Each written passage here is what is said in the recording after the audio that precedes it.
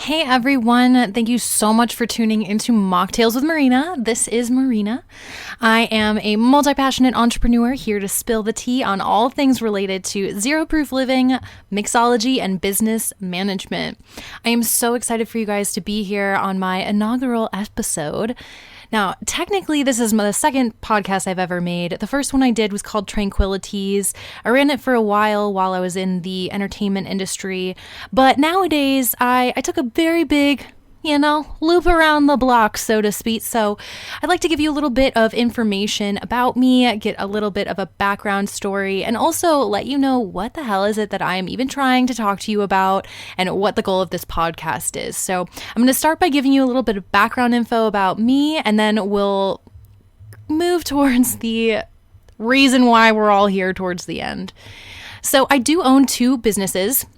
The first one is called Functional Flow. I founded that one in 2020, originally under the name of Martian Movers. Originally, it started as a 30-day online program during the pandemic.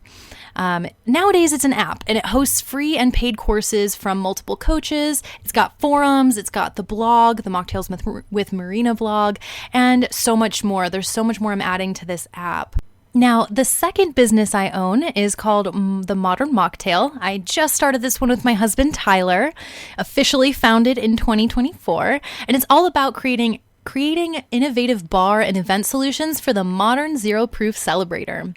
Ultimately, we're a husband and wife team here to train business owners and event planners how to make thoughtful, intentional design choices using zero-proof options as the focal point, and how to find abundance without alcohol. Along the way, we'll be dropping so much free content for anyone to enjoy. We want to make zero-proof recipes and lifestyle choices to be accessible as possible to both hobbyists and professionals alike. We also offer private consultations, design, bespoke beverage station services for the one-on-one clients that really need the help, but our main focus is on creating group programs. Why group programs? Well, working in the kava industry, I noticed there was a disconnect. It was so small, yet everyone wanted to keep the secrets to themselves. I didn't appreciate that. So, these are the questions that I had to learn on my own that I want to set out to make an online guide for anybody to really dive into these things, but also if they want to do an in-depth study with me, I'm here for them. So some of these questions were like, what even is zero proof? Like, what is the definition truly of being alcohol-free and sober for those who need it and for the different reasons? How do we make mocktails delicious? How do we make mocktails feel a little more stiff without the hangover? So we're not just drinking a Capri Sun here, but also we're not trying to trigger ourselves into a spiral. How do we know that the product that we're giving people is good for them? How do we know the products we've received are safe? How do we cultivate a community of abundance? How do we push back on the anti-herbalism propaganda? How do we navigate various health codes and food laws? What systems work best for my bar? How do I maximize ticket sizes and occupancy rates? How do I inspire my staff and make them excited to come to work? How do I help my tipped staff make more tips? How do we help people see the value in the experience we're providing? What do we do when there are disruptive people in the community? How do we help people bring this experience home? How can we work with other kava bars to create a larger, mutually beneficial network? Look, we want to create accessible industry information for anyone, whether you are just curious or you want to start your own business or you have your own business. We'll be launching ebooks, webinars, online courses, and group programs to help every type of learner gain access to whatever information they need to receive unparalleled abundance without alcohol. Now, why did I just go into this crazy sales pitch with you guys? Well, number one, thank you guys so much for letting me practice on you guys. This is a brand new business. I am recording this the very second week of January, and it feels good to just announce what we're doing, when you got your goal and you're just here and you're like, yes, this is what I'm doing. But also, I wanted to give you a little bit of background as to, how I came to solve all of these questions and more. So, a little bit more into my background. Like I mentioned, I am an entrepreneur, but also I'm an entrepreneur that has no official background training in anything academically except for theoretical mathematics. I remember this joke when I was actively in school, and they put it up on the projector on one of the first days, and they said, "What's the difference between a pizza and a theoretical mathematician?" Well, at least the pizza can feed the children for dinner. The joke here is that most people with this degree go into academia.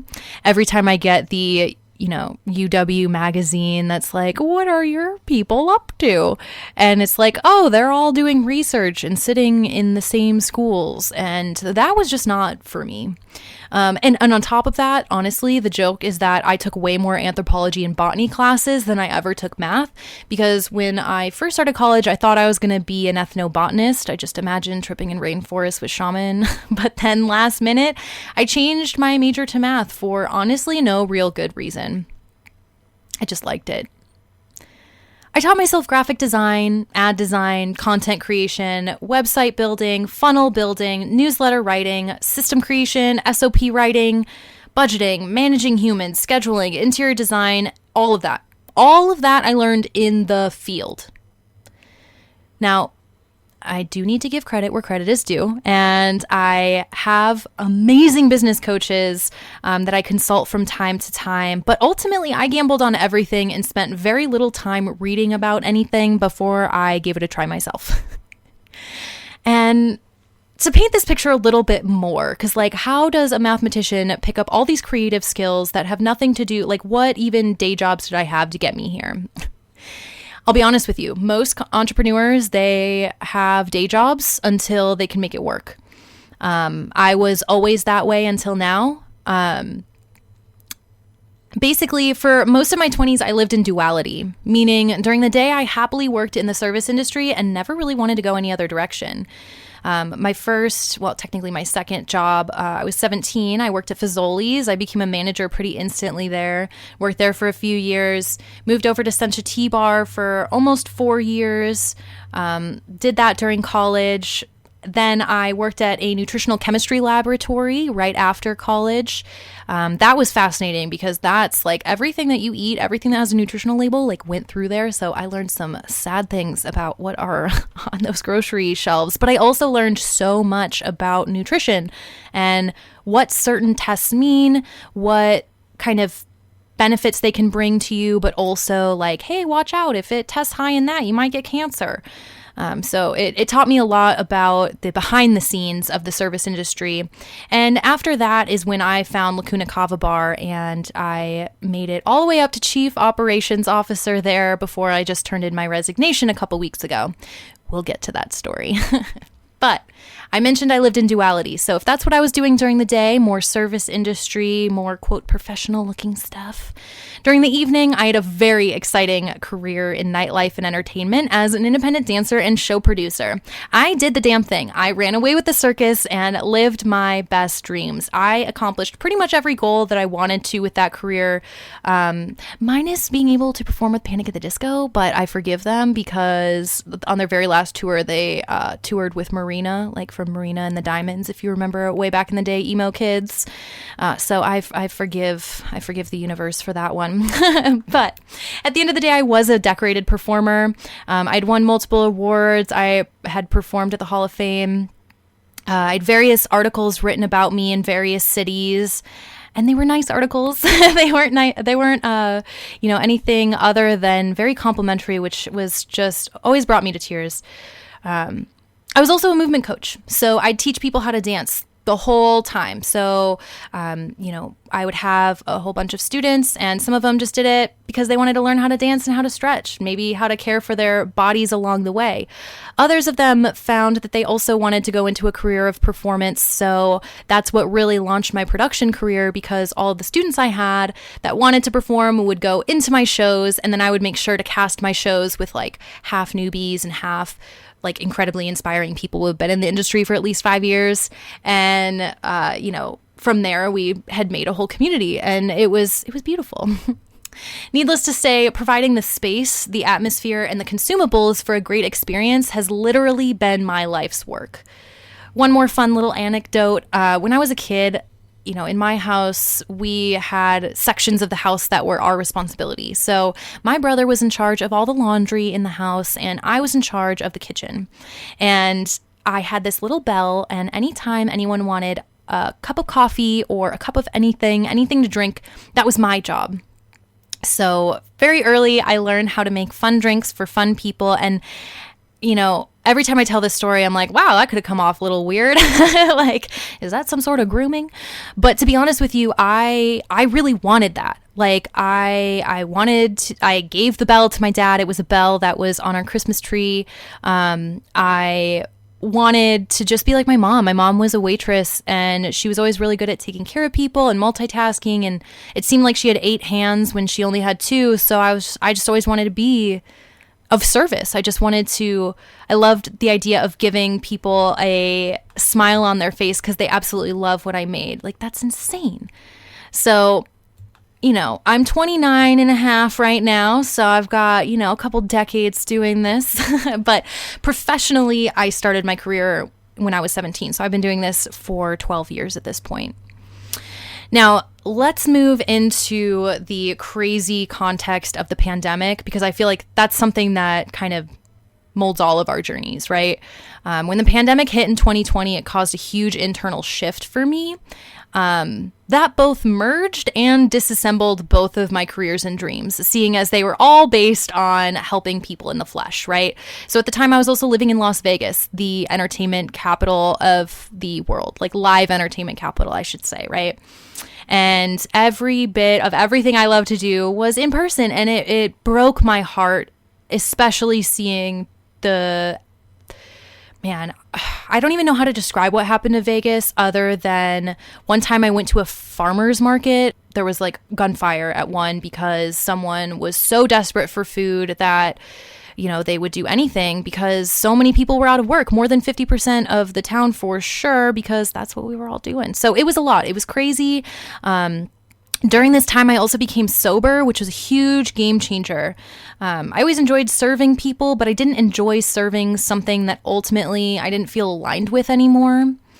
And that's when I just moved to Arizona. I don't know. I just lost it for a minute there, and I couldn't stay in Vegas anymore. And I just knew I needed to go heal and do the next thing. Like, that chapter had closed. Even if, the circuses were going to open back up eventually, I was kind of disillusioned. They said it was only going to be 3 weeks, and it turned into like a whole year of whatever that was. And so I'm not interested in waiting around, I like to do things. I'm a doer. So when I found Lacuna and Zero Proof Mixology, game over, baby.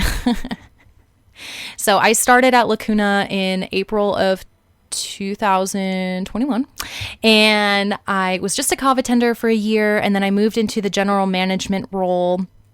I stayed in that role for about a year, and then I moved into the chief operations officer role as the company was expanding and starting to franchise. And during that time, I learned so much. And this is something I want to make kind of clear for the entrepreneurs out there listening. I had successfully become a free artist. Like, all of my income had come from the art that I was doing and producing. And I was able to literally travel and perform, and then all of my travel expenses were paid for. Like, I was living the dream.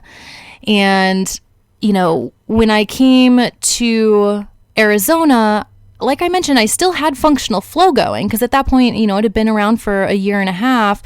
But the problem was I missed being in person. I needed some sort of real connection I wasn't ready for all 100% remote at that time. It was too much. So that's why I chose to be a kava tender while building my functional flow business. But the reason I took that general manager position instead of just fading the kava tending shifts out was because I ended up finding that my greatest client of all time, I'm so sorry, everybody. I know that there are some clients out there that are listening, and I love you all so much. But honestly, when it comes to the amount of growth and the amount of impact that I've been able to make in the world, Lacuna Kava Bar was by far the greatest thing that I feel like I've been a part of. There's just so much to learn there. And, when I realized that this company's ideas that were in the handbook had aligned so deeply with what I was doing, but I could tell it wasn't fully executed to the vision that it needed to. It was a baby business, okay? It was only around for a couple years by the time I had joined the team. Like, we literally had our 2-year anniversary that weekend. So, I wanted to do everything I could to turn the idea into reality. I even hosted a workshop around that time called something about expectations to reality. Make vision to, I don't even know. The point of that story is, during that time I was really inspired, and I saw that this business had helped so many people, including the love of my life that I met there, that I wanted to do something to give back, especially because I kind of, at the time I didn't know how to say this, but with hindsight, I felt guilty as shit for using my body and my art to sell alcohol. When I look back at it, I'm not a big fan of it, especially when I see the amount of people who come in who are sober and are just living their best lives. And I'm just so proud of them to see that. And, that means the world to me. Now, when I say all that, of course, I love dancing. I loved performing for people. I just didn't enjoy the fact that, to quote, what your success is as a dancer is your ability to get booked. And your ability to get booked is based on the amount of money you could make whoever's booking you. And that means that if you're aligned with what they're selling, hell yeah, that's freaking awesome. You want to make a big impact and sell as much as possible because then abundance goes around. But if you're not into what they're selling, that is how you make deals with devils. And every time you make a deal with a devil, you will pay in a cost that is never upfront and never obvious. Alcohol, we'll be going into quite a bit in this series, especially, in the next episode, which is titled Exploring the Zero Proof Lifestyle, where I'll go in a little bit more detail with this. But point of the whole story is just that there's a huge impact that is made with what you choose to sell and what you use your attention and energy to, grow. And I just noticed that every time I was around people that, participated frequently in alcohol, nothing against them. It's just not the vibe for wanting to progress your life in a way that feels exciting. For example, excitement nowadays feels like I have liquid light in my veins. Whereas excitement back in the day would bring up some anxiety or would bring up some woo, let's celebrate. So let's take shots. And then before you know it, what the hell has already happened? So it just wasn't intentional. It wasn't living presently. It wasn't something that had inspired. So being at Lacuna and seeing these things, I just wanted to do everything I can and everything I could to make it better. So the goal at the time, I was asked by the owner to increase sales by 15%. At first I was like, okay, well, I'm not showing my booty anymore. So, how do we go about this? And I had to learn so much more about helping people when it comes to, instead of distracting them, I feel like that's what I was doing a lot with my dance career. People come into the cabaret and they want to see a variety show because they want to disconnect from their lives and go into this world of fantasy and just see this, just like if you go to a play, you're immersed in someone else's storyline instead of yours for a moment. But the difference about Lacuna is that you are so around, you're just around people who are so aware that even if you're having a bad day, they're going to pick up on it. And then they're going to be like, are you having a bad day because of me or what? So you got to be extra sensitive around the community because they are alive and awake and aware. And it's amazing. I have never seen so many incredible things come out of a community before. So I went into a tangent there, and it just goes to show how easy it was for me to lose focus of my overall goal because I was so focused on just helping Lacuna. And that being said, my ultimate goal with Lacuna was to always go into this mom and pop shop that has everything written on sticky notes and old emails, turn it into a real functioning business with operations, with a database, with everything written out in SOPs, with more managers that know how to do their job, that are competent in ensuring that all of the loose ends get tied up and everybody's communicating and everybody's getting the things done. That was my ultimate goal. I wanted to be replaceable. So I had written on one of our internal goal setting programs, I had written in there, I wanted to support everybody in their growth, and I wanted everyone to be self-sufficient by the new year. This is where life is crazy and you never know how details are going to lay out.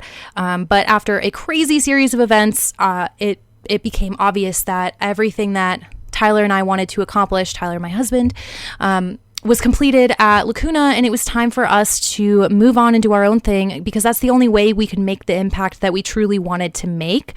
And I think Lacuna was the safe place for us to learn all the skills and really and not even just learn the skills, because they're things that I've honestly done in a lot of my other jobs in life, but to put it all into one big orchestral movement and have the craziness that we went through, that's warrior training right there. And I'm going to do another episode about that specifically coming up later in the season as well. So as I mentioned all of these different topics, side note, I do want you guys to take some notes, send me DMs anytime you have questions or you want more detailed information, you want to hear that story, you want me to spill more tea, or you want me to just give you okay, well, how did you get through that situation though? Because I'm going through the same thing at work. Let me know. I'm going to talk about anything that you want me to talk about. I'm not making this podcast for me. I'm making it for you. I know that there are a lot of community members that have reached out to me for a variety of different reasons throughout the years, and it always touched my soul so deeply. So this is my free version of giving back to the world, and anything you need, you just let me know. You guys are the ones that are going to shape this show. Of course, I have some pre-selected topics that I need to lay out as a foundation so that y'all understand where I'm coming from and know what the boundaries are and what the guidelines are of the space. But yes, this is a co-creation, just like Lacuna and just like everything else I've been a part of in life. So one more time around the block with the ways in which I would love to help you. If I ever speak about something that you want to hear more about, send me an email, leave a comment, go to my DMs on Instagram. If you want to speak about, a digital product, maybe you're like, hey, I need this digital product. I need this spreadsheet. I need this, how-to guide. Just let me know. If your business needs help with systems, operations, staff motivation, work culture, bar design, menu design, as long as it's zero proof, I'm here for you.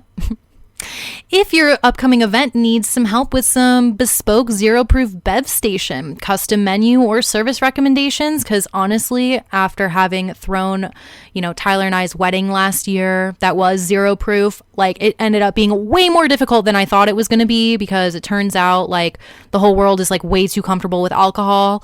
There was a lot of hurdles there, and because Tyler and I are industry insiders and honestly experts in this field, we were able to meet business to business and say, hey, what are your concerns? Because yes, I am your client as a wedding person, as a bride who wants to throw her wedding here, but also this is what I do. This is my life. So I want to help you. So because of that, we've been able to smooth over some vendor relations that may not have been able to occur otherwise. So yeah, if you have an event coming up that you need help with having some fun menu choices, and that also includes the cannabis space, guys. So if you're into CBD, THC, any of the iterations in between, that's included in here, because we are all about zero proof. This means no alcohol, but we love all the different kind of herbs out there. Side note, I got my clinical herbalism program complete, so there's going to be a lot of that kind of info coming your way, and I'm going to try to give it to you in a very science meets woo-woo way, because again, as a trained theoretical mathematician, but also someone who very deeply distrusts what the healthcare system has to say about some things, I want to be able to deliver this information to you in a way that you can absorb, that you can enjoy. So if you have any questions about that stuff too, I'm here for you. One great example of that, if you're like, what does that mean? Kava. Kava is a huge thing that I love to talk about. I'm going to talk about so much. Kava is technically a more heat-centric plant, which means sometimes it can upset people's stomachs. So what I find is put some ginger beer in that, and it takes care of it. Add some limeade, add maybe a quarter of an ounce of your favorite puree. It's delicious, and it feels better.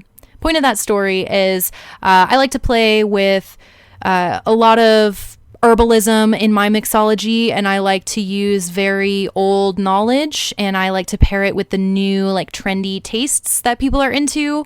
I also like to pair it with things that not only taste delicious but are going to help you in a more holistic way than you could have possibly imagined. I feel like we're very used to take one pill for this, drink this for that, and it's like you get one positive and then like a bunch of side effects, and that's garbage. My drinks, my recipes, and everything I want to give you is not going to be of that quality. It's going to be, hey, I'm going to give you this one drink, and I'm going to give you this one piece of advice, and you're going to get to use it everywhere. You're going to use it in every aspect of your life. You can drink this drink anywhere you want, and you're good to go. So yeah, that's the style. Thank you guys so much for taking the time to listen to me today. And the very, very last note I want to make is I did make a promise to everybody that I'd get this first episode out on New Year's Day. And I am so deeply sorry that I couldn't get that done. And, you know, it could have been something that I looked over and then just never mentioned and was like, hey, that never happened.